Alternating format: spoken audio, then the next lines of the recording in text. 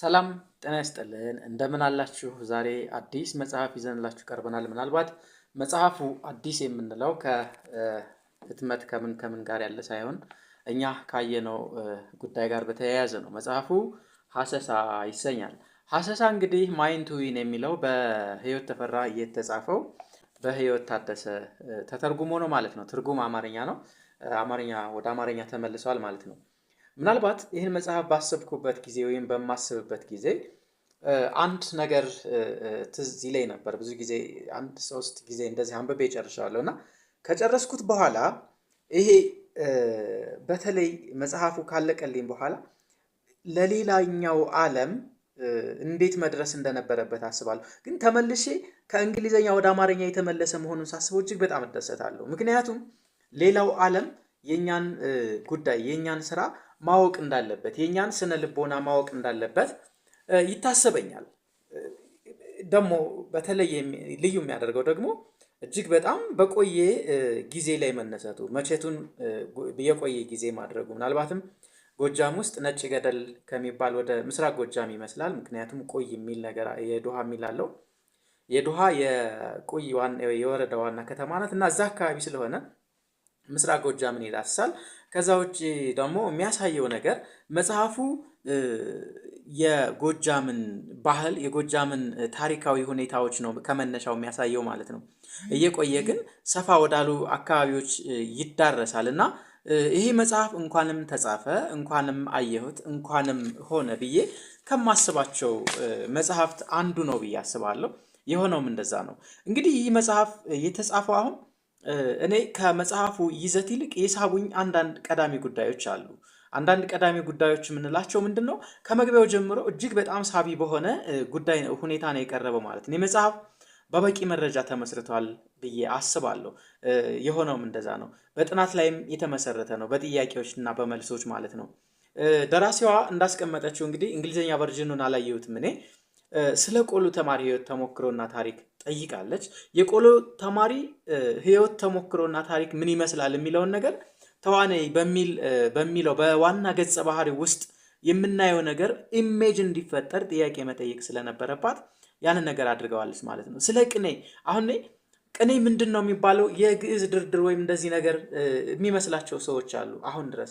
ቅኔ ማለት አድማስ ነው፣ ቅኔ ማለት ሰፊ ነው፣ ቅኔ ማለት የማያልቅ ነው፣ ቅኔ ማለት ይሄ የተለያየ ሰፋ ያለ ትርጉም እንድንሰጠው በዚህ መልኩ ቀርቦልናል ማለት ነው። በጥያቄና በመልስ በመረጃዎች ተመርኩዞ እኛ እንድናየው ሆኗል ማለት ነው። እንግዲህ መጽሐፉ ሲጻፍ መረጃ እንዴት መሰብሰብ እንደሚቻል እንዴት ማድረግ እንደሚቻል በበቂ ሁኔታ የተሰበሰበበት ሁኔታ አለ ማለት ነው።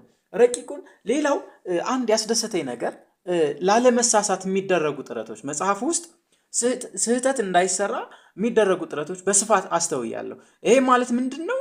የተለያዩ ፕሮፌሰሮች የተለያዩ የታሪክ አዋቂዎች የተለያዩ የስነ ልቦና ሙያተኞች አይተውታል። እነ ፕሮፌሰር ሽብሩ ተድላ እነ ፕሮፌሰር አበባው ሌሎችም ረዳት ፕሮፌሰር ማለት ነው ሌሎቹም አይተውታል። ይሄ ማለት ደግሞ መጽሐፉ ምልኡ እንዲሆን የተሟላ ታሪክ ይዘት እንዲኖረው የተሟላ ነገር እንዲኖረው ለማድረግ ተጥሯል ማለት ነው። እንግዲህ አሁን ዝም ብለን ልቦለድ ስለተባለ ብቻ ያለምንም እውቅና ተመስርተን የሌለ ነገር ከምንጽፍ እንደዚህ አይነት ነገሮችን ጠይቀን አውቀን አሳውቀን አሳይተን ለህዝብ እንዲደርስ ቢሆን እንትን ይለኛል። እኔ አንዳንዴ እንደውም ይሄን መጽሐፍ ሳስብ ለኔ ነው የተጻፈው። እነዚህ ፕሮፌሰሮች እነዚህ ዶክተሮቹ ሲጽፉ ሲያዩት ምን ያህል በቅቶ እንደሚወጣ ምን ያህል ጥሩ ነገር ይዞ እንደሚወጣ ይታየኛል፣ ይታወቃል። እና ረቂቁን ከጸሐፊዎች ላይ እና ሌሎች ሰዎች አበልጽገውታል ወይም ታይቷል ማለት ነው። እንግዲህ ስለ መጽሐፍ ቤት ቃለ መጠይቅም አድርጋለች። መጽሐፍ ቤት የሚባለው በቅስና ትምህርት ውስጥ በሃይማኖት ትምህርት ውስጥ መጽሐፍ ትምህርት ይባላል። ወደ እንግዲህ አንድ ሰው 4 አይና ለመባል የሚወስደውን የእድሜ ብዛት እዛ ውስጥ መጽሐፍ ውስጥ እናገኘዋለን። ከ50 አንድ ሰው በዚህ ብቁ ለመሆን 50 ምናምን ዓመት የሚወስድበት ሁኔታ አለ ማለት ነው። ስለዚህ ስለ መጽሐፍ ቤት ቃለ መጠይቅ አራት አይና ጎሹ እንዴት ሊባል አራት አይና ሊባል አራት አይና ጎሹ ምናልባት የሞጣ አካባቢ የነበሩ ሰው ናቸው። እዛ አካባቢ የነበሩትን ነው። ሌላው ጉዞ ማድረግ ለጽሁፍ እንዴት ሊጠቅም እንደሚችል ወይም ሐሰሳ ማድረግ ማሰስ እንዴት ሊጠቅም እንደሚችል እንትን ብሏል። እንግዲህ ወደ መጽሐፉ ይዘት ስንገባ መጽሐፉ በመጀመሪያ በትዝታ ነው የሚነሳው። ጠንቅቄ የማውቀው ነገር ቢኖር ከህይወት የተማርኩትን ነው ይላል ተዋናይ የሚባል ዋናው ገጸ ባህሪ ማለት ነው። ልጅ ሆኜ ነፍስያዬ አንዳች ነገር ስትናፍቅ ትዝ ይለኛል ይላል። እንግዲህ ጠንቅቄ የማውቀው ነገር ቢኖር ከህይወት የተማርኩትን ነው።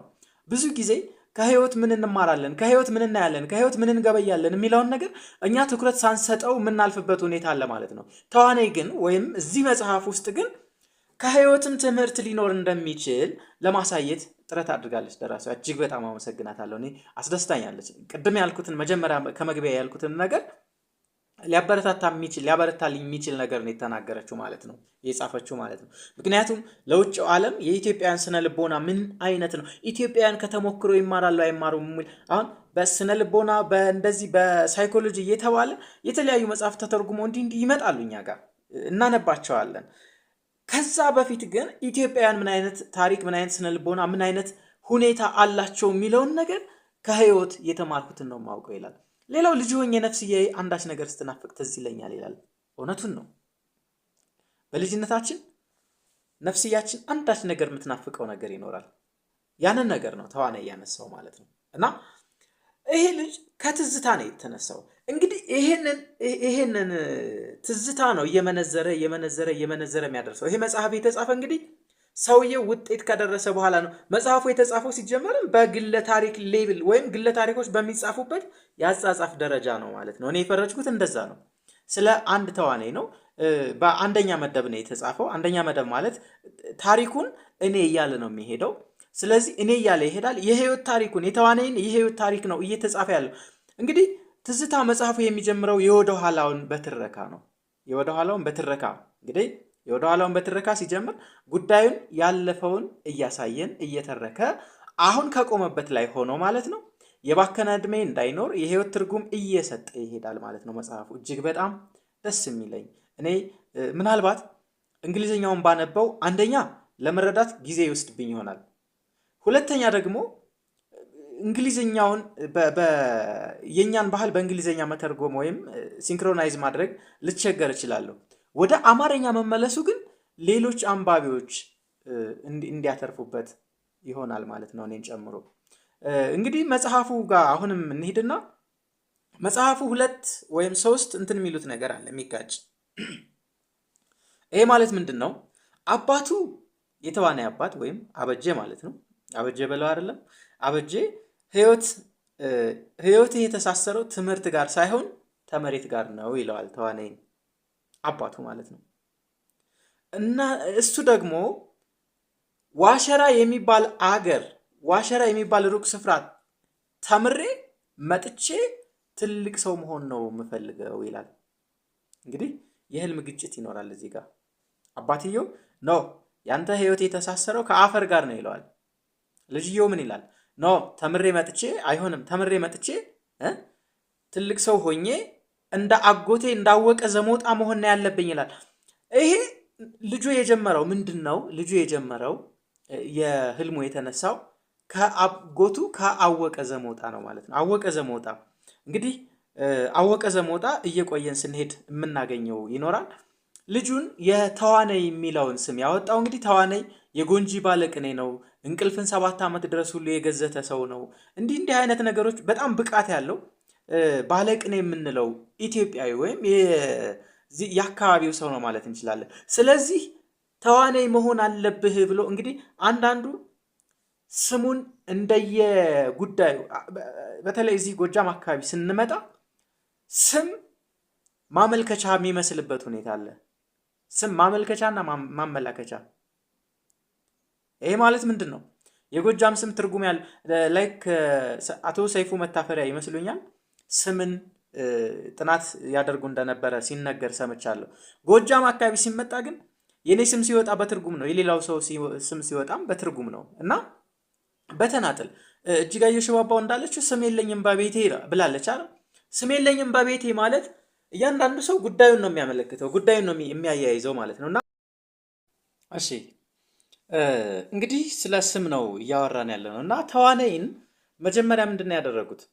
ኖመንክሌት ነው ያደረገው አጎቱ ማለት ነው። ስያሜ ነው የሰጠው።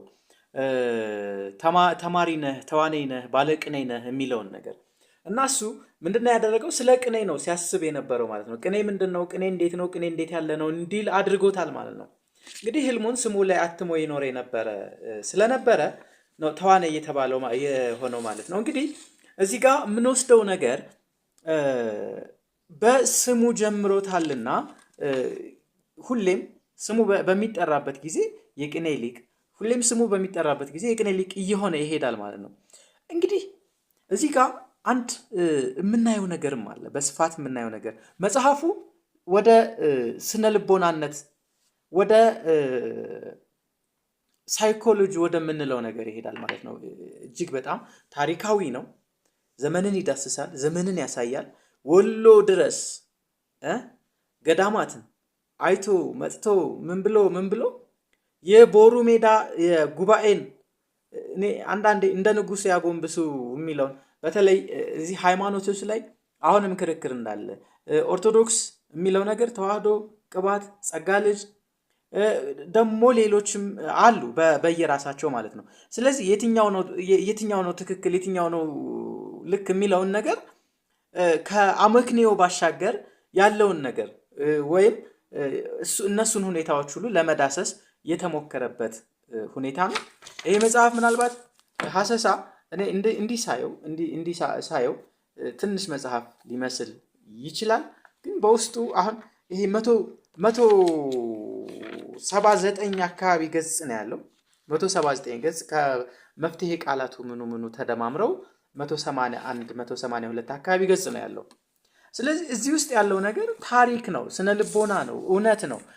እነዚህን ነገሮች በጥሩ ሁኔታ ታይተዋል ብዬ አስባለሁ። እንግዲህ አወቀ ዘሞጣ የሚባል ሰው የሚናገራቸው ነገሮች አሉ። አወቀ ዘሞጣ የተማረ ነው፣ ባለቅኔ ነው። ምንድን ነው የራሱ የሆነ ነገር አለው ማለት ነው፣ ራሱ የሚጠራበት። ስለዚህ ቅኔና ሊቃውንትን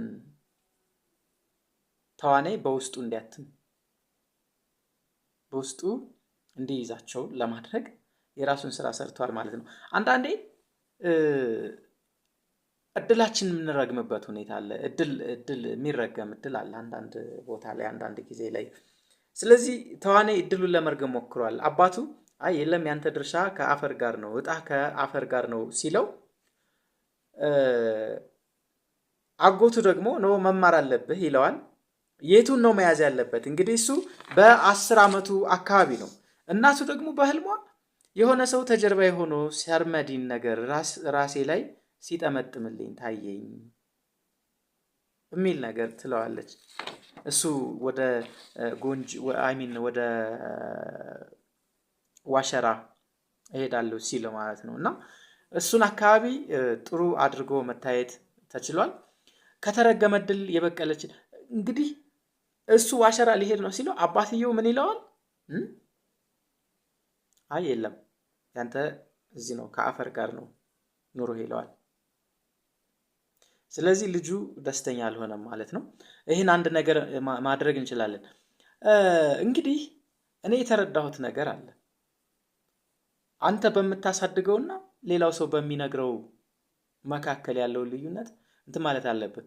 አሁን አንተ የምታሳድገው ነው እኔ እንደዚህ ነኝ። የተዋናይ አባትን አድርገን እንውሰድ። የተዋናይ አባት አረም፣ እርሻ፣ ቁፋሮ እንዲህ መሬት የነካ ስራ ነው የሚሰራው። ለተዋናይ ይህን ስራ እንደሚያወርሰው ይነግረዋል። ተዋናይ ምናልባት ይህን ስራ መውረስ ይፈልግ ነበረው አይፈልግ ነበረው እንግዲህ ራሱ ነው። እንጨት ለቀማ፣ የሻከረች ያደገ ጥፍር አባቱ ሲናገር ራሱን እየተጠራጠረ ያለ እውቀት እንዲህ በተለይ የሁለቱም ልዩነት ትምህርት ያመጣው መሆኑን ተገነዘበና እንደ አባቴ መሆን አልፈልግም እንዳጎቴ ነው እንጂ የሚል መጣለት። አወቀ ዘሞጣ የሚባለው ደግሞ እንግዲህ አወቀ ማን ደፍሮ ይባል የነበረውን በትምህርቱ ምክንያት የሞጣው አወቀ ተብሎ ማመሳከሪያ የእውቅ ሊቃውንት ማመሳከሪያ ተደርጎ እንትን ይላል እና ከ2 ዓመት አንዴ በሚመጣበት ጊዜ ተሞክሮውን ይናገራል። በቃ እንዲህ እዚህ ቦታ ሆኜ ምናምን ነገር እያለ ይናገራቸዋል። ሲናገር ያለ መሸማቀቅና ያለ መቀዝቀዝ ነው። የጉዞ ታሪኩን ያወራል። በሸዋ፣ በጎንደር፣ በወሎ ያደረገውን፣ በትግሬ ያደረገውን፣ ከዘንዶ አፍ ያመለጠበትን፣ አዞ ሊበላው ነው ተብሎ ገደል ሊገባ ነው ተብሎ ይሄን አድቬንቸር የሆኑ ነገሮች ይነግረዋል። ስለተመለከተው ነገር ማብራሪያ ይሰጣቸዋል። ለማህበረሰቡ ስለ ታሪክ የተሻለ ነገር አለው። በበቂ ሁኔታ ይደመጣል። የእሱ አባት ግን አንገቱን ደፍቶ እንዲህ ተጠንቅቆ የሚናገረውን ነገር ተጠራጥሮ የሚኖር ነው። ስለዚህ ከአባቱ ይልቅ እንዳጎቱ ሆኖ መኖር ቢመርጥ ማን ይፈርድበታል ማለት ነው? ማንም አይፈርድበትም። ስለዚህ እሱ አጎቱን መሆን ይፈልግ ነበረ ማለት ነው። አጎቱ ደግሞ እርሳቸውን እንዲሆን ወይም አወቀ ዘመውጣን እንዲሆን የራሳቸውን አሻራ ያሳርፋሉ። ከ2 ዓመት አንዴ በሚመጡበት ጊዜ ምን ያደርጋሉ? ተናግረውት የሚሄዱ ነገር አለ። አሳርፈውት አስቀምጠውት የሚሄዱ ነገር አለ። ከዛ ውጭ አወቀ ዘመውጣን እንግዲህ የምንወስድበት አንድ የተራማጅ የመሰለ አስተሳሰብ ያላቸው ከዘመኑ የወጣ የመሰለ አስተሳሰብ ያላቸው ሰው ናቸው። ለምሳሌ ጉዱ ካሳ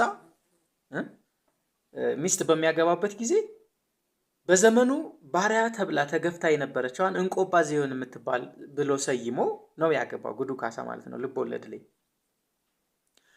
አወቀ ዘመውጣ ደግሞ ያገቡት የአእምሮ በሽተኛ የሆነችዋን ነው ማለት ነው። የአእምሮ በሽተኛ ይሄ ማህበረሰቡ የእግዚአብሔር እርግማን ምን እያለ ትርጉም ሲሰጠው፣ እሳቸው ግን አይ ይሄ የፈጣሪ ጉዳይ ነው የሚሆነው እንዲህ ብለው ትዳር እንዲይዙ አደረጋቸው። እንዳውም ከወንድማቸው ጋር ምንድነው ስለሷ ማጠይቁኝ ብለው እንትን ይላሉ መጽሐፍ ውስጥ። ስለዚህ በዛኔ የአእምሮ በሽታን እንደ በሽታ መውሰድ የሚችሉ ሰው ነበሩ ማለት ነው። አወቀ ዘመውጣ ወይም የተማሩ ሰው ነበሩ ማለት ነው።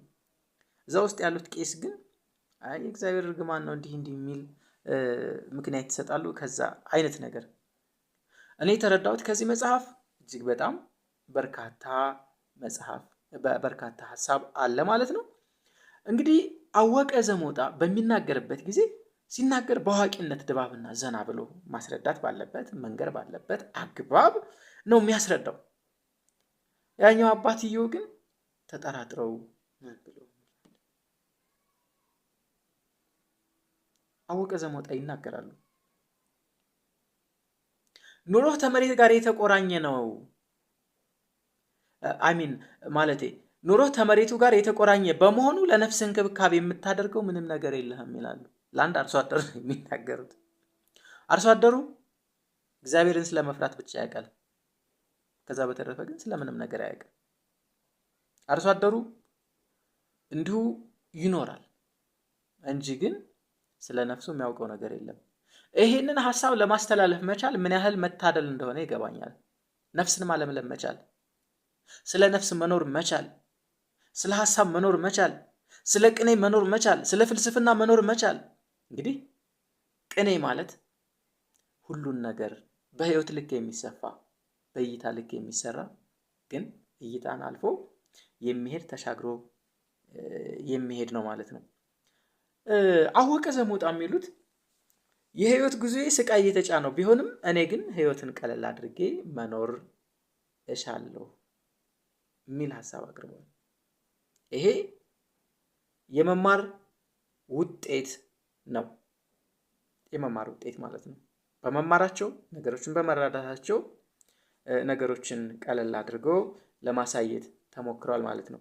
ሌላው አሁን መጽሐፉን በምናነብበት ጊዜ የኢትዮጵያ ኦርቶዶክስ ቤተክርስቲያን ላይ የሚታየው መማር ማስተማር ምን ያህል ጥሩ እንደሆነ ወይም የተሻለው ያልተሻለውን ከታች እያወጣ እንዲሄድ የሚደረግበት ሁኔታ የሚወደድ ነገር እንደነበረ ያሳያሉ ማለት ነው። ከዛ ውጭ ይህን መጽሐፍ እንግዲህ ጠቅላላ ይዘቱን በምገመገምበት ጊዜ ወይም በማይበት ጊዜ በማንኛውም ሰው መነበብ እንዳለበት ይገባኛል። ይህን መጽሐፍ ማንም ሰው ማየት፣ መረዳት፣ ማወቅ ቢኖርበት ጥሩ ነገር ይመስለኛል። እንግዲህ ፉቴጅ ከመነሻችንን ነው የሚዳስሰው። ከመነሻችን ጀምሮ እስከ ጉባኤያት መምራት እንዲህ ምን ማለት እንግዲህ ተዋናይ ደግሞ አንድ ነገር መናገር የምንችለው ከህልሙን ለመኖር በሚነሳበት ጊዜ ከመጥፋት ነው የተነሳው። ከመጥፋት ማለት ከቤተሰቡ በመነጠል ማለት ነው። ከቤተሰቡ በሚነጠልበት ጊዜ ምን አይነት ችግር ገጥሞት ነበረ? አንደኛ የቤተሰብ ፈቃደኝነት አለመኖር፣ ሁለተኛ የአካባቢው ሁኔታ፣ ሶስተኛ እየሄደ ያለ የእሾህ መወጋት፣ የውሻ መባረር። ምን ማለት ነው? እንግዲህ ኤልያስ ለመሄድ ምን ያህል ፈተና እንደሆነ እንዳሁኑ ትራንስፖርት ምን የተፋጠነ አይደለም። አሁን አንድ ሰው ለመማር ቢፈልግ ቢሻ በዌብሳይት መማር ይችላል፣ ቢሻ በመኪና ሄዶ። አሁን ግን ምንድነው? ያኔ ግን ምንድነው? ይሄን በእግር ነው፣ ለዛውም በባዶ እግር ነው እየሄደ ሊማር። ስለዚህ ለአንድ ዓላማ መከፈል ያለበትን መክፈል እንዳለብን ያሳያል። ለምሳሌ እሾህ ወግቶታል፣ ውሻ፣ ህመም፣ ሞት፣ የተለያዩ ነገሮች፣ ጓደኞቹ ሲሞቱ አይቷል። በልመና መተዳደር በራሱ እንግዲህ ልመና በእንተ ስማ ለማርያም ተብሎ የሚለመንበት፣ እንደውም ምንድነው የሚታመን የነበረው? አይ አንተ እኮ በዚህ ካልለመንክ ወይም ለምነህ ካልበላ ትምህርቱ አይገባህም የሚል እሳቤ እንዳለ ለማስረዳት ይሞክራል ማለት ነው። እና ውጤት ላይ ለመድረስ ወይም የተሻለ ህይወት ላይ ለመድረስ ቻሌንጆች፣ በጣም ፈተናዎችን መቋቋም እንዳለብን እንግዲህ አበበ የሚባል ተማሪ አብሮት ሄዷል። አበበ የሚባል ተማሪ አብሮት ሲሄድ ከዛ በኋላ ግን አብረው አልጨረሱም። አበበ አቋርጦ መጣ፣ እሱ ግን ቀጠለ። አበበን ያልኩ በላይ ማለት ነው። በላይ አብሮ ሄዶ ነበር፣ ተመልሶ መጣ ማለት ነው። ስለዚህ ለመማር ምን ያህል ቁርጠኝነት፣ ለማወቅ ምን ያህል ቁርጠኝነት እንደሚያስፈልግ በዚህ መጽሐፍ በስፋት ያየንበት ያስተዋልንበት ሁኔታ ነው ያለው ማለት ነው። እኔ ብያችሁ ነግሬያችሁ ይህን መጽሐፍ ሙሉ በሙሉ ማስረዳት አልችልም። ግን እናንተ መጽሐፉን ወስዳችሁ ብታነቡት ከተቻለ የእንግሊዝኛ ቋንቋ ችሎታ ያላችሁ ማይንድ ዊን የሚለውን ብታነቡት መልካም ይሆናል ማለት ነው። ከዛ ውጭ አንዳንድ ነገሮች አሉ እኔ ስለ መጽሐፉ ላይ እንደ አሁን እዚህ ቀርቤ በምናገርበት በራሴን በምቀርጽበት ጊዜ የሚመጡልኝ ሐሳቦች የእውቀት ሰዎች አሉ። የእውቀት ሰዎች በአእምሯቸው የሚኖሩ ለአእምሯቸው የሚኖሩ ለዝና የማይኖሩ፣ ዝና ሸቀጥ እንደሆነ የሚያውቁ፣ ዝና ተቀያሪ እንደሆነ የሚያውቁ፣ ዝና ወዳቂ እንደሆነ የሚያውቁ፣ እውቀት ግን ዘላቂ እንደሆነ የሚያውቁ ሰዎች በጣም በርካቶች አሉ ማለት ነው። እኔ የገባኝ ይሄ ነው። እንግዲህ ብዙውን ነገር ተናግሬ እንደማልጨርሰው ይገባኛል። ይሄ ነው ያለው ነገር። መጽሐፉ ሙሉ በሙሉ ለማንበብ ሞክሩ። አመሰግናቸዋለሁ።